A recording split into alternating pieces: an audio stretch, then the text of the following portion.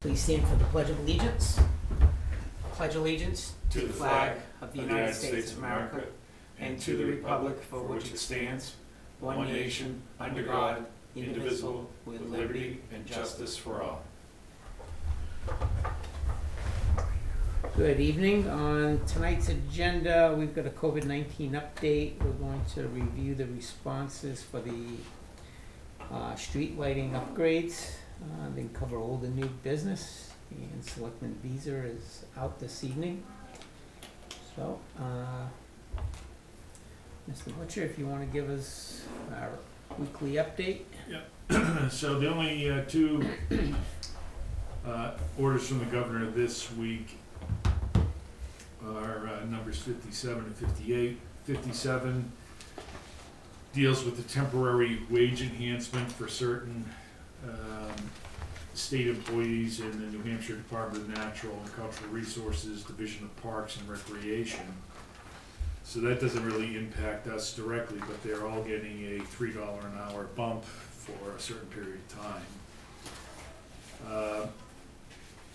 The one that is probably most relevant to the residents of New Ipswich is Emergency Order 58, which terminates Emergency Order number 3, which was issued back in March.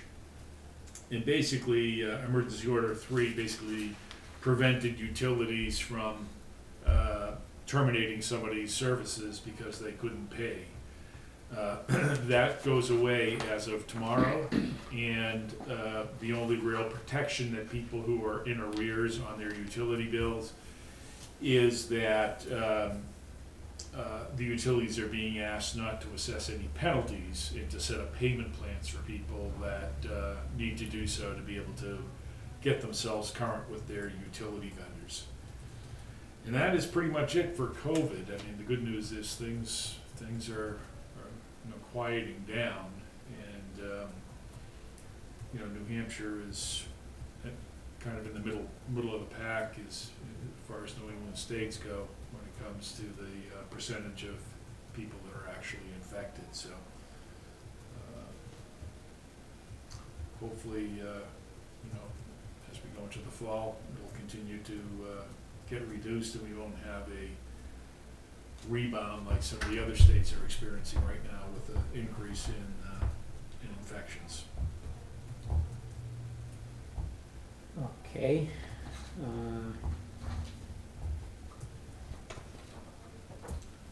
At a quick glance, I see here that we have a proposal for the... Right, so let me explain to you some of the events. Okay. So we had a deadline on the RFP of 2 o'clock yesterday. And we actually had two people. We had a mandatory vendors conference in this room on June 29th. So any vendor that was going to respond had to show up for a vendors conference. We only had 2 vendors show up, and that was Light Tech out of Merrimack and Affinity out of Dover. And I was expecting proposals for both of them. As of 2:15 yesterday, I still had no proposals. So I called the 2 vendors and said, any reason why? Was our RFP flawed? Was there some reason that you decided not to respond to the RFP? Light Tech stated that there was nothing wrong with our RFP. They thought it was very straightforward, but when they did the analysis and they knew who their competition was going to be, because they showed up at the vendors conference, they didn't think they could provide a competitive proposal. So they decided to no bid it. Affinity, when I talked to them, it's like, oh yeah, we sent the proposal in, and then upon further investigation, they realized they hadn't sent the proposal in. And they were very apologetic, and they asked if they could at least send what you have in front of you in, even though it's late. And because they basically had it almost ready, and for some reason, instead of the July 13th, they had July 23rd in their mind as the due date. So I said, well, send it over anyway. I said, we'll discuss it with the selectmen on whether we just wanna take it at face value, or whether we wanna go out and rebid. It looks to be a very competitive proposal. I think the numbers came in about where we expected it to be, as far as the net price after the Eversource rebates. You know, it's under $22,000. I'm gonna say, let's Yep. try not to talk figures in Yep. case we Okay. decide to do something different, but, Okay, uh, so that's where we're at with them. And again, they were very apologetic that they missed a deadline. They said they had never missed a deadline before, and they were kind of scratching their head as to internally what happened, Yeah. that they didn't get it to us in time. So that's where we're at with this. okay.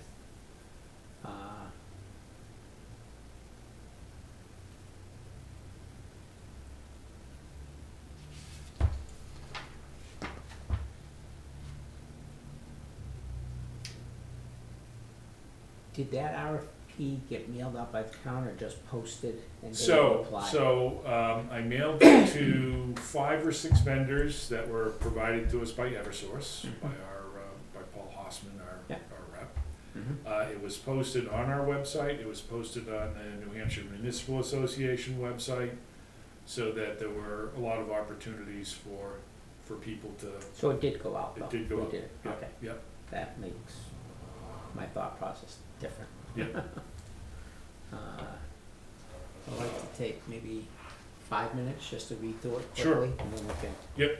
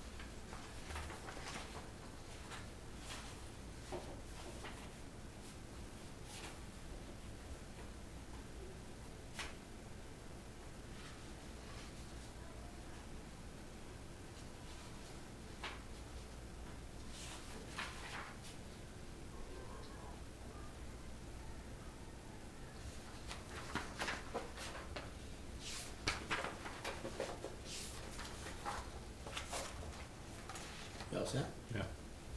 I guess just thoughts that I had as I was trying to read through this. First of all, I guess there's only one fixture that we have a choice of, and that's the one that they submitted, or are there different styles of fixtures?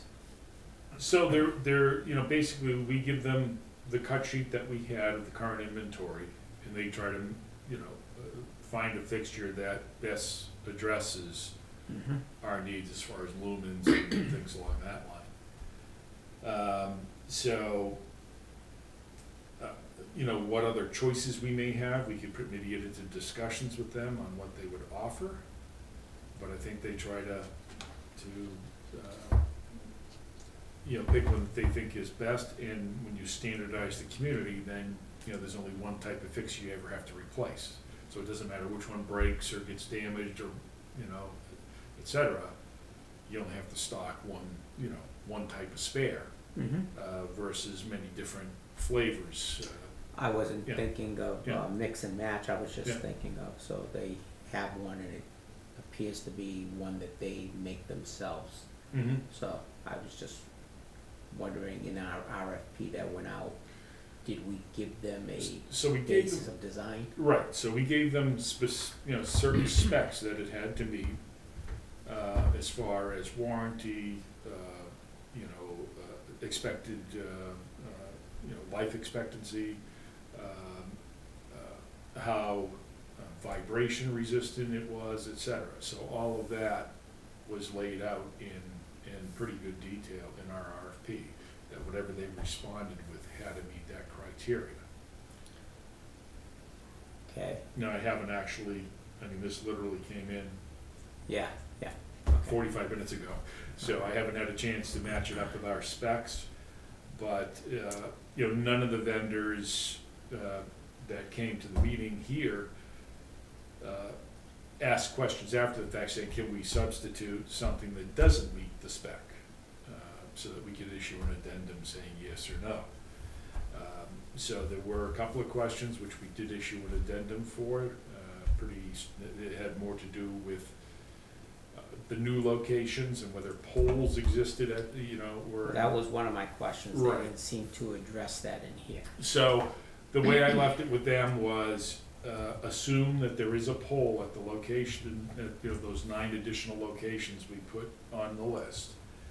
And if there isn't, then that's something we would have to work with the Board of Selectmen on a case-by-case basis to see if we would pay to, have a pole installed.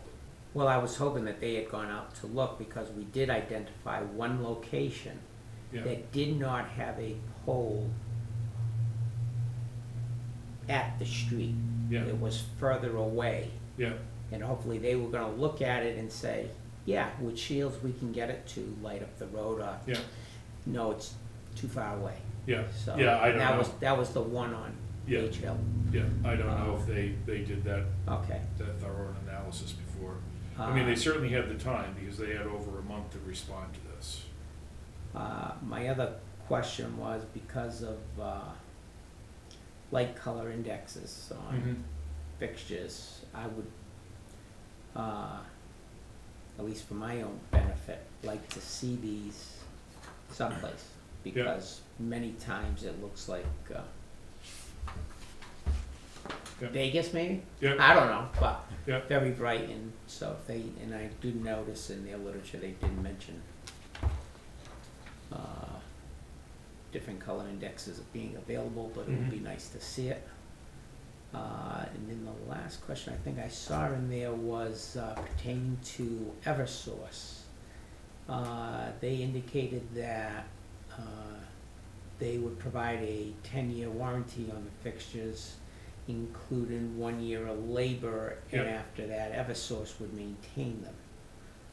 I'm presuming Eversource maintaining town fixtures means we're at a cost with Eversource. that would be correct. And I'd be wondering what would be the cost for them to maintain them. Oh, to continue past that. In other words, hey, Yeah. we've got a fixture out, can you give us a rate of what it would cost for, 5 years, whatever. Yeah. something. Yeah.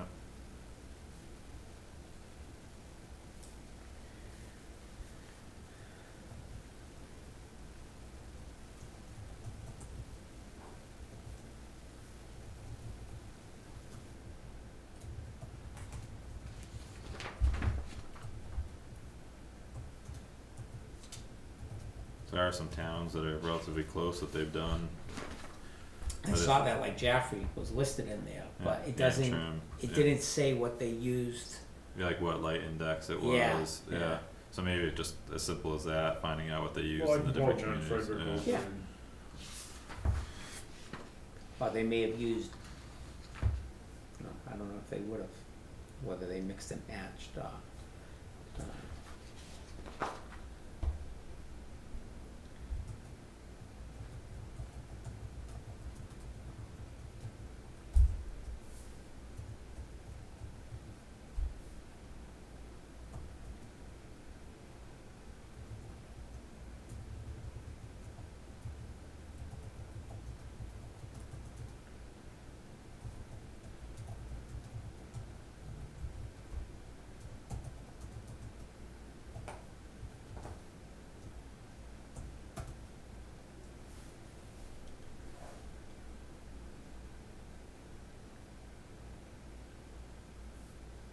Now, if I'm understanding this with a quick review, it appears that they would handle the design based on a GIS mapping that they would do, and present that prior to proceeding. Yep.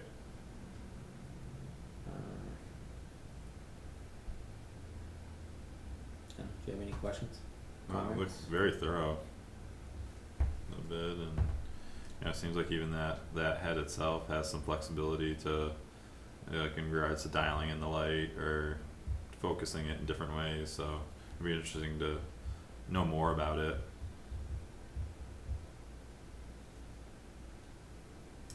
I did quickly scan over something. Did they? If you could just check it. I don't know if they said that they included or excluded shielding.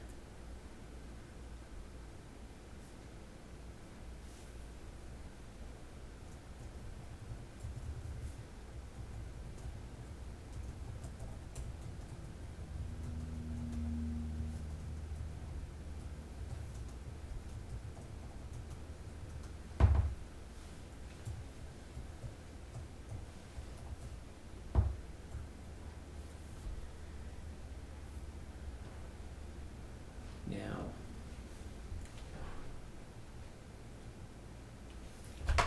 refresh my memory. I thought we were talking when we were doing budgeting.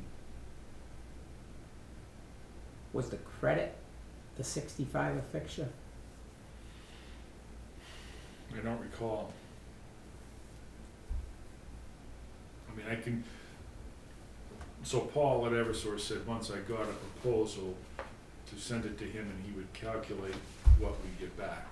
It looks like they may have already done that, Yeah. and both vendors knew who Paul was. They had worked with him on past projects, so they may have already done that step, but Paul asked me to do it as well, and I can certainly follow up with him now that I have something to show him. I'm trying to quickly using their numbers. That was about $93 a fixture.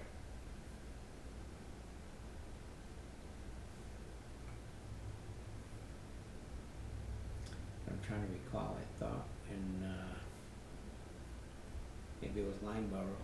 You had checked on what that cost. So Lineborough, very small quantity with Lineborough. Mhm. So their cost came out to be $153 a fixture installed After incentive. after the incentive. And the reason for that is Eversource did the installation work for them. So they bought the fixture, but they hired Eversource to do it. And I think there were some particular reasons why Eversource made sense for them to do the install, because they had specific requirements. So the 153, I think, generally is on the high side. But again, they were, That's how with this calculation we're at 190. Really? 190? 197. Alright. That's why, for some reason, I didn't think it was that high, Yeah, but, yeah, no, it was 153 was the number Yeah, from Limeboro. yeah. Well, I think if we can do a little homework, or you can do a little homework on that, and maybe even talk to Paul and see Yeah. where pricing should be on the Okay. fixture. Alright, And then we can, if it's in line, then we can make an award next week. We can, okay. Alrighty, Yep. good with that? Yep. alrighty.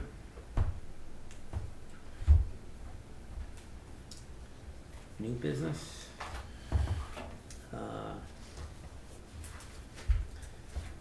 One of the things, again, a few years ago, we had on our list to do, and it was one of those things that went by the wayside, and I was reading one of my old back issues here of Town and City, and it reminded me, and I'd like to put it back forth on the table for something for us to pursue. And that was looking into whether we do an RFP or we just bring someone in, but for the looking at solar panels for the landfill. We've got the landfill that was capped. It sits there basking in the sun. Mm-hmm. And if there's a way that, one of these articles that was in here is, there are actually firms out there now that will front the cost, put it in. I think Revision is one of the, I think that was the one who Yeah. wrote the article. yeah. Uh, Yeah, I dealt with them in Wilton. They did a proposal for us there for, wasn't for our landfill, but we owned a gravel pit that Mhm. was being eventually reclaimed, and they were talking about putting in a insulation there. And they ended up, numbers didn't quite work out at the time, but Revision is somebody that has a lot of experience in Massachusetts and New Hampshire with municipalities. So, I think it's Yeah. something we should look into at least, because yeah, my understanding is that they would pay the cost to install it. The town would get a reduced utility rate below what we're paying currently. And I think it indicated after 5 years, the town could have the option to purchase it. You know, Huh. yeah, the way they structured it in Wilton was you lock in a rate for 20 years, at the end of 20 years you own it. and I think at the time that the previous board was discussing it, the life expectancy of solar panels was 25 years. Right, That's why we said, well, really? yeah, But the article, as I was reading it, indicated that the technology has vastly improved, and what was an eye-opener was that I've always been under the premise that New Hampshire's really not in the ideal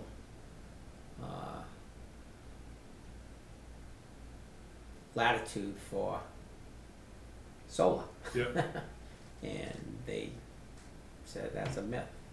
We actually do better than Houston, Texas, I think was the comparable one, and I never knew solar power works better in colder climates. Huh. So I said, well, I think we should look into that. Yeah. So must have something Well, to do we with can the energy certainly- transmission, or What's that? must have something to do with the energy transmission, because I know, like in the heat, like, and that doesn't degrade it. Yeah. Yeah. But I was thinking it was in the actual, I do agree with you, it's that heat on copper lines is not a good thing. But I think they were indicating that the solar panels work better. I have a lot of friends that have them, and I've not heard one complain Yeah. about it. So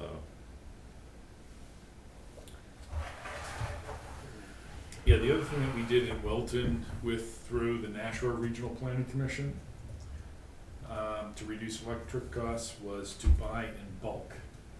So we aggregated the power of, I think it was a total of 17 communities and SAUs, and bought power in bulk, and that reduced our price per kilowatt hour by, I think, like 4 cents a kilowatt hour versus buying it direct from Eversource. And how did that compare to rate that revision would have provided? Honestly, I don't know, Okay, but it's one more vehicle to reduce energy costs. I don't know whether Southwest is doing something similar.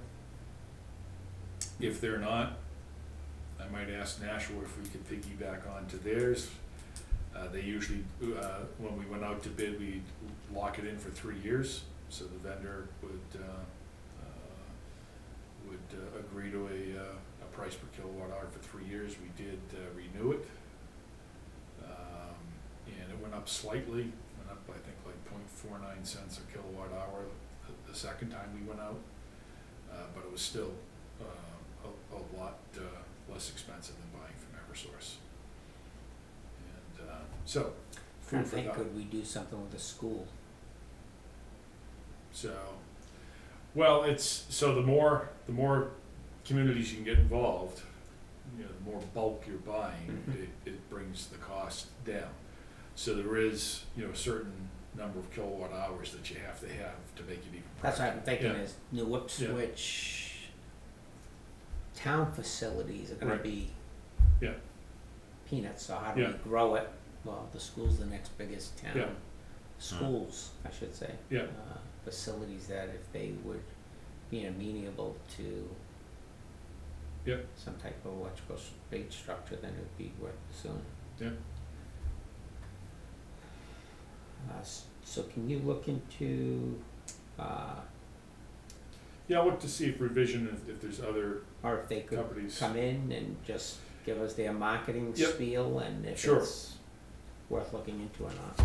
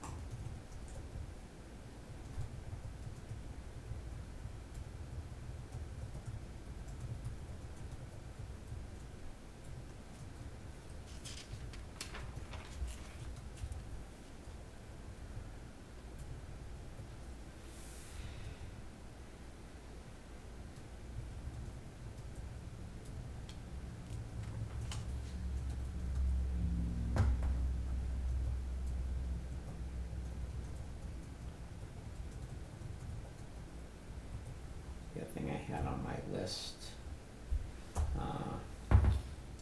do you know if Mark has developed RFP, whatever, to put out for fuel oil? He is not. If we could Yeah. get that going. Fuel, oil, and propane. Yes.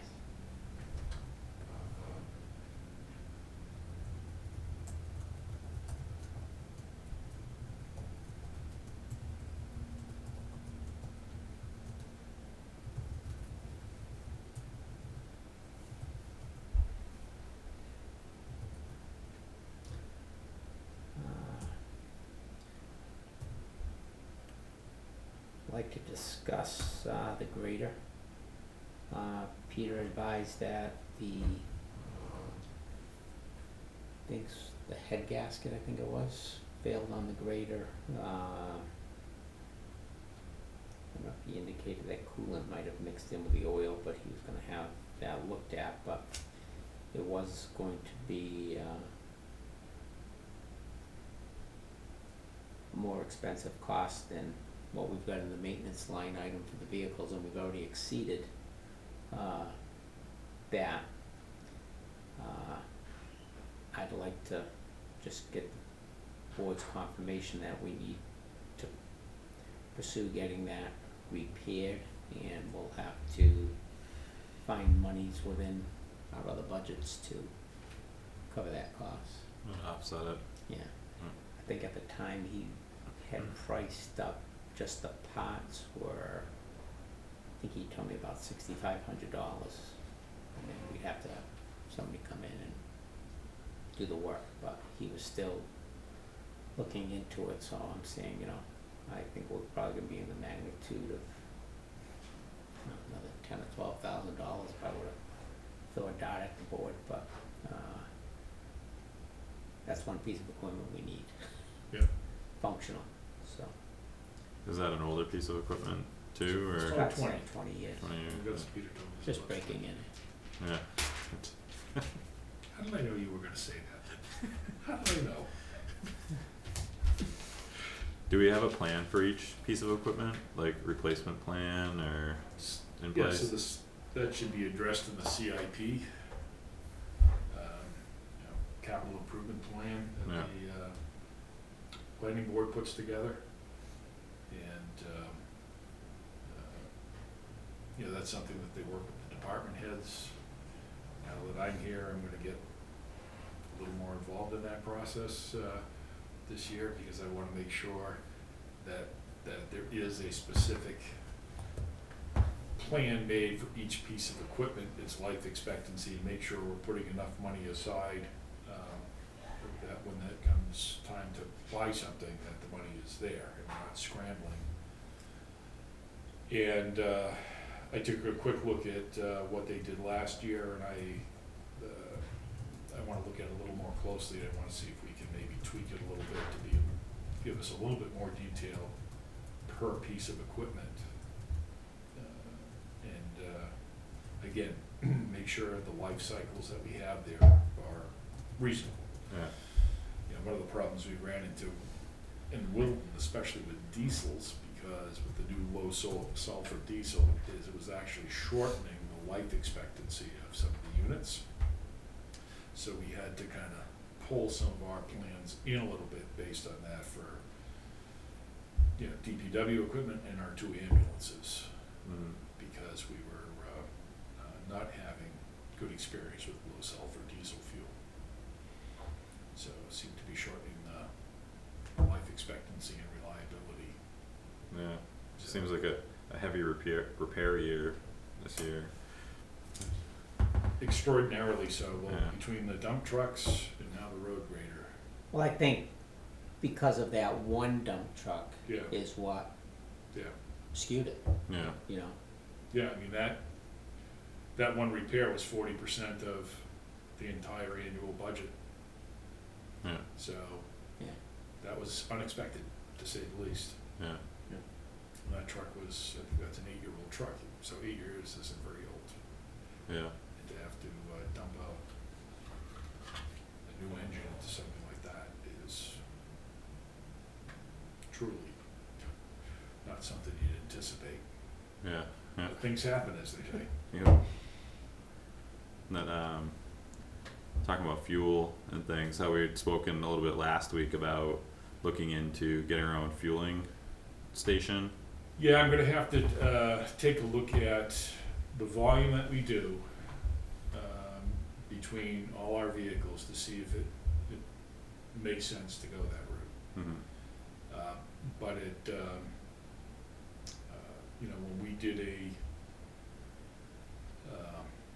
again, kind of aggregating Townsend and Pepperell together and going out to bid, it made sense to get our own fueling station because we could buy it in bulk. And when you stripped out all the state and federal taxes out of the cost of a gallon, it brought it down to like half of what the pump price was. Yeah. And and you have better control because you have we kind of do it with the Wex card program that we have is similar as far as tracking, because you have a card per vehicle or et cetera. Yeah. So you can track how much each particular vehicle in each department is using. But I think it's worth taking, going through an exercise to see if there's some advantages to doing it ourselves. And in Pepperell we put I think it was a 3,000 gallon above ground fueling station in, and it was accessible 24 hours a day by any department that needed it.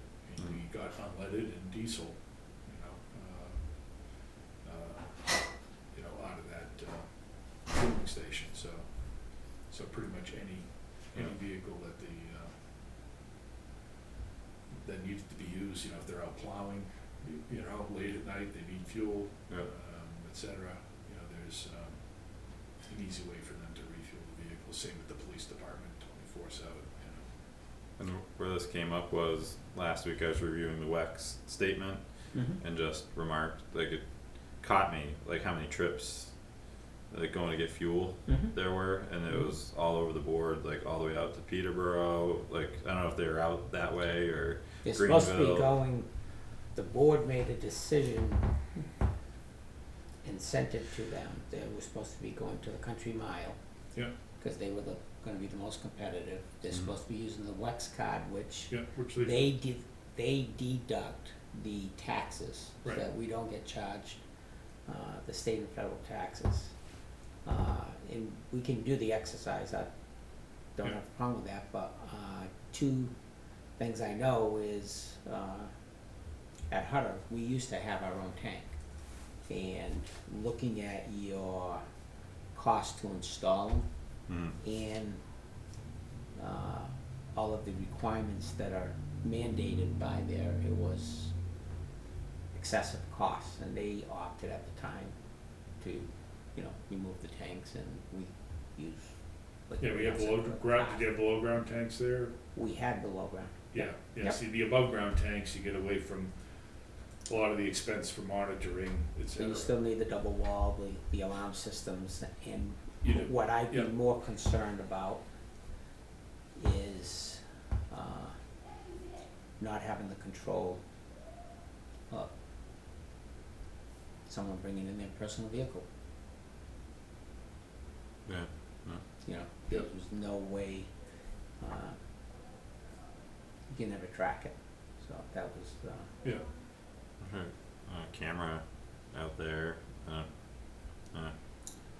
then Yeah, I you think could probably there's- see trends. It was remarkable to me to see, like, a trip all the way out to Greenville to get 2 gallons of gas. Like, I don't know how much gas. well, who would make a trip to Greenville for 2 gallons of gas? I Who don't would know, make but a they trip? did. Okay, Nu- so numerous that I think times. is the So that- issue that needs to be addressed. Yeah. It's not, Yeah. I mean, I can see somebody over at Beltate's, stopping and gassing in Peterborough Mhm.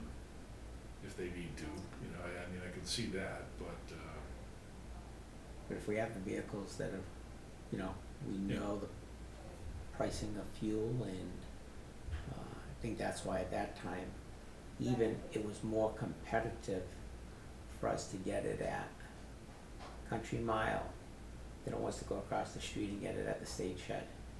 oh yeah, Oh wow. Because they would charge you whatever they paid for it, 3 Yeah. months ago. So when prices were dropping, you're still paying, Yeah, that higher rate. yeah, so. Hmm. But if you wanna do the exercise, but I put that one at the yeah.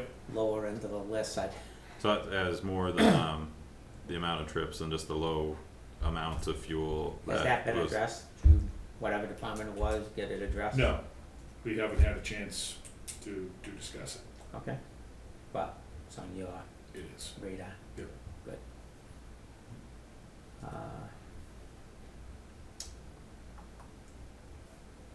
I haven't been in town, how's the farmer's market, been working out any feedback? Haven't heard anything. Nothing? I've heard good. Yeah. Yeah, good stuff. This weekend, because of the vehicles being out, they were still utilizing the old spot, because they had just enough space for them. But I think they're gonna have some extra vendors this weekend that they're actually gonna have to move, like, back to To this the back lower- lot. yeah. like, do you want, so we were initially talking about, like, over in between building 2 in here, like that back parking lot? Well, I'm thinking that they would go just, we got that landscaped area where I park, Okay, and just drop down and continue on. alright, so that's okay, like that zone over Yeah, there? as long as they're not Cause in that'd be that more preferable. travel lane that goes to, Green the Center. Green Center, just, you know, and that's a perfect place because cars, Well, they can still make use of that space there and Yeah. then, yeah, Yeah. alright, perfect.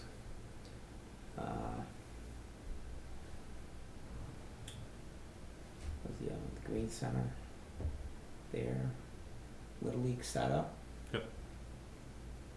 I haven't heard any complaints from anybody, and all the parents that I've spoken to, you know, it's, you know, not preferable, like the things that they have to do, but they understand it and they're happy to have the kids out playing, so.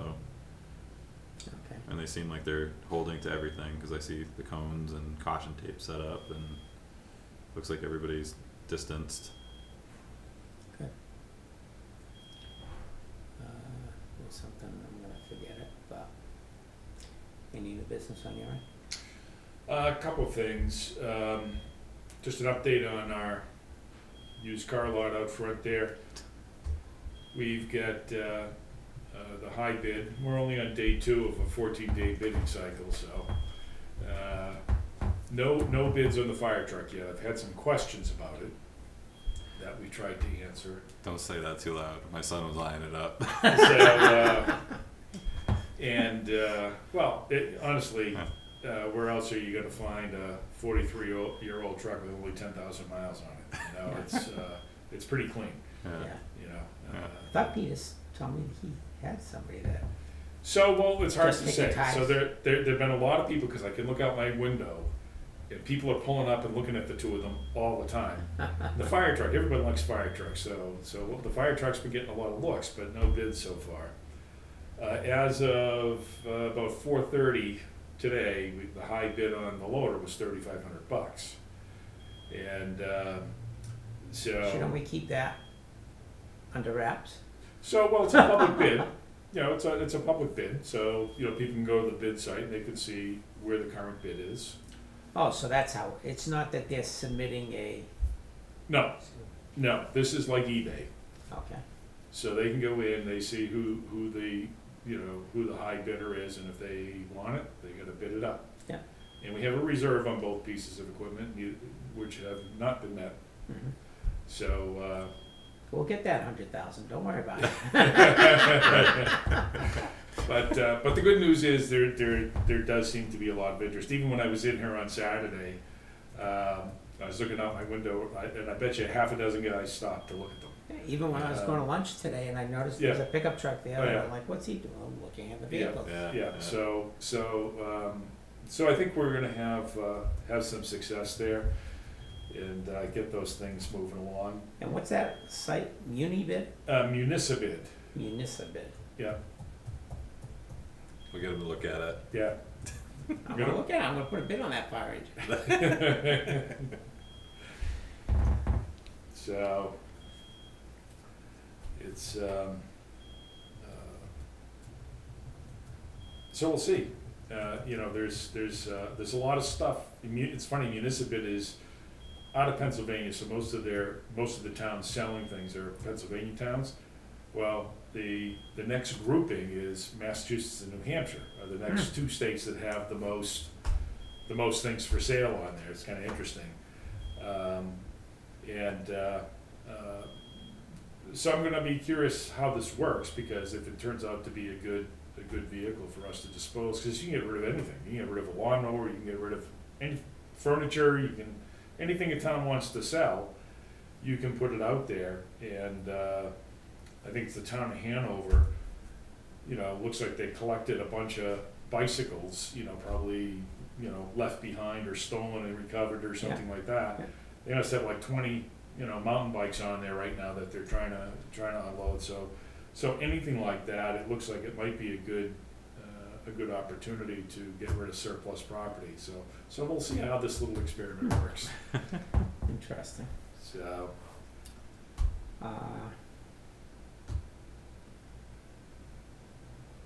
New business?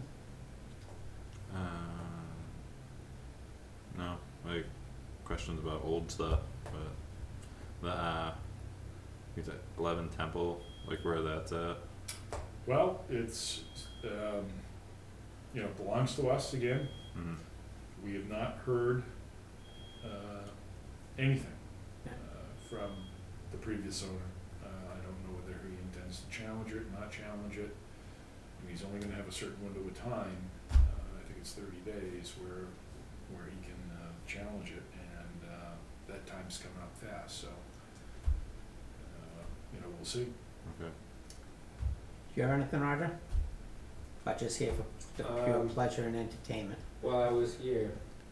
I Okay. figured I'd come and see what's going on, but, Alright, I did have a question, but I don't know if it is relevant to anything, but, at the house over at the Greenville line, yeah, there was 3 police vehicles there when I went by today, and I didn't know if there was anything. Our police vehicles or Two Greenville's? Greenville Temple, 1 New Ipswich, Hmm. so. I know that there's line work going on at about 3 or so. Right, Yeah. so, yeah, and they have been doing details yeah. over in Greenville, so, So there's probably nothing to do with the house then? No. well, nobody's contacted me about it yet, so we'll find out tomorrow in the staff meeting. Alright, that being said, I'd like to make a motion to go into a non-public session under 91A3, Roman numeral 2A, dismissal, promotion, or compensation of any public employee, or disciplining of such employee, or the investigation, etc. Is there a second? Second? All in favor?